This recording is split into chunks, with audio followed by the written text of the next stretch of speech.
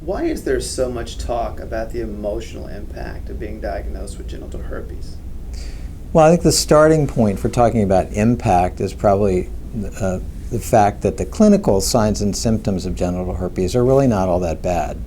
I don't want to downplay it too much. I mean, clearly, first episodes can be very troublesome, and some people can have frequent recurrences for periods of time, and we all know there can be complications and so on. But basically, clinically, we're just dealing with the equivalent of cold sores down there, and the average person is going to have recurrences 2 or 3 times a year. So the medical impact for most people isn't so much the big deal. What bothers them more is considering what impact this might have on their relationships, on their social and psychosocial kind of factors in their life, and in particular, what kind of impact it's going to have on their sex life. Is genital herpes any different from other sexually transmitted infections in this way? Well, a number of sexually transmitted infections can have sort of psychosocial consequences, if you will, but we know that a person newly diagnosed with genital herpes generally has significantly more distress than people with other STIs. You know from your experience operating the National STD Hotline that when we gathered data empirically about the time spent with different types of callers, the person newly diagnosed with genital herpes required more time in counseling than people calling about other sexually transmitted infections.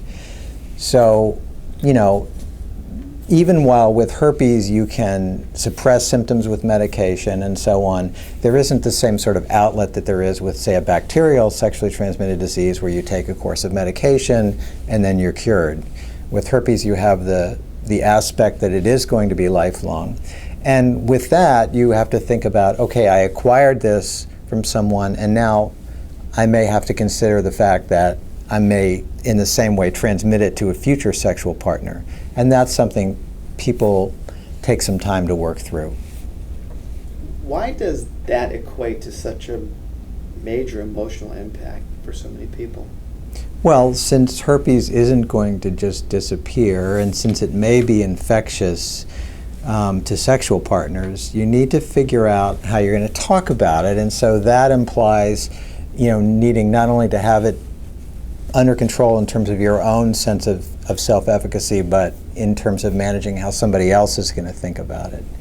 And I think secondly, for whatever reason, herpes carries a particular social stigma. And you can say that's true of other sexually transmitted infections as well, but herpes has perhaps too often been the punchline STD on late night comedy shows and so on. So I think that adds some complication to the mix with herpes. I remember interviewing Sevgi Aral, who's a sociologist at the Centers for Disease Control, when I was working on Managing Herpes, the book, and she said something that always stuck with me. She said that people in general carry around with them a good deal of anxiety about their attractiveness to potential sexual partners, so that our sexual self-confidence, if you will, is kind of thin. And I think when you take that into consideration and add herpes into the mix, it probably is more difficult to talk about herpes than about certain other medical conditions. It probably makes us feel a little bit more vulnerable. So what do we know about the best ways to adjust to having herpes? I think the first issue is not letting herpes change your self-image. You are who you are. It's not going to change the fact that you are a person who's kind or smart or patient, or whatever traits there are that you think form your core. You're still that same person. And that's something people need to keep in perspective. This is not a life-threatening infection by any means, and it shouldn't be a life-changing one. So it shouldn't keep you from having, a fulfilling life and fulfilling relationships of all kinds.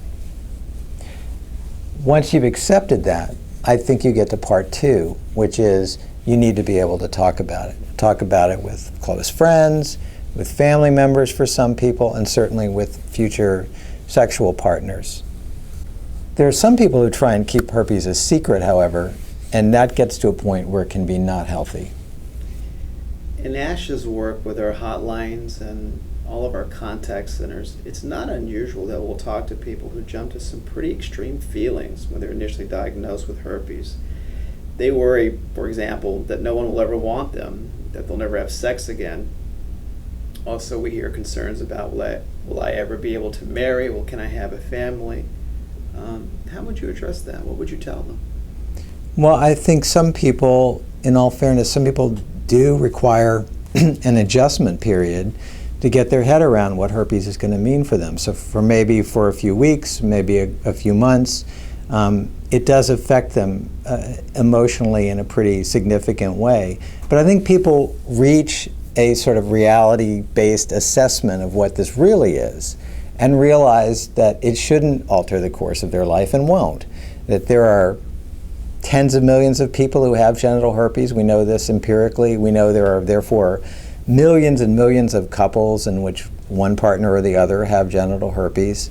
And this doesn't, equate to a life-changing event. People can have herpes and have perfectly satisfying, fulfilling lives. So, let's get to the issue of telling a sexual partner. First of all, why do it? Why tell? Well, first of all, you don't want to transmit herpes to a sexual partner. You want them to be informed, understand that you have it. You want to avoid a scenario where your partner acquired it and you had never told them about it. So disclosure is desirable. It's desirable with any sexually transmitted infection. In fact, it's desirable for a lot of infectious diseases, period.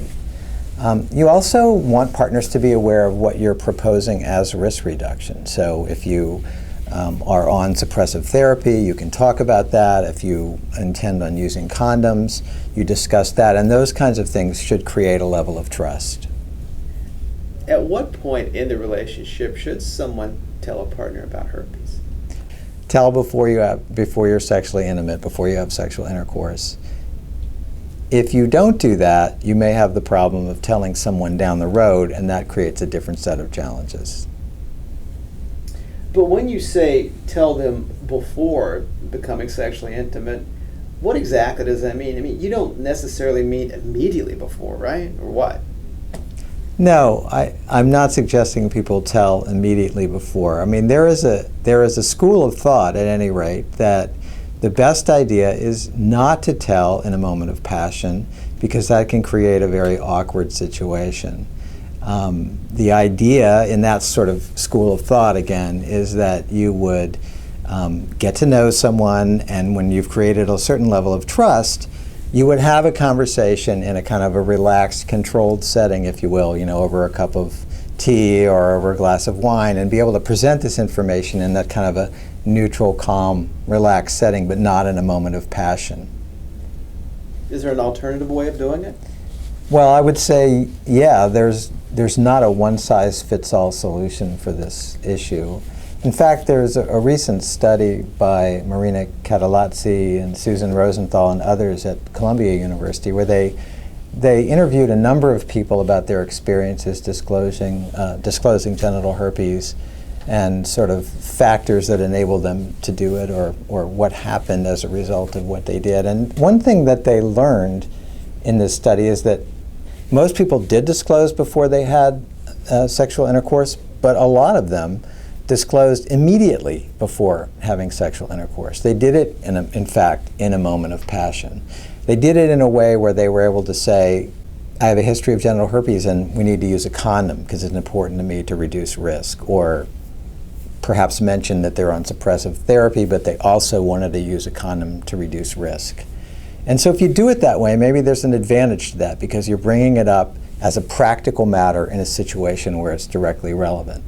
The point is, there's probably lots of different ways people can disclose this information and share it with partners.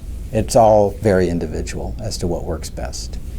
Sometimes when people hesitate to tell partners about herpes, it's because they're just worried about being rejected. And a lot of times they'll ask us, how likely is that to happen? What are your thoughts about that?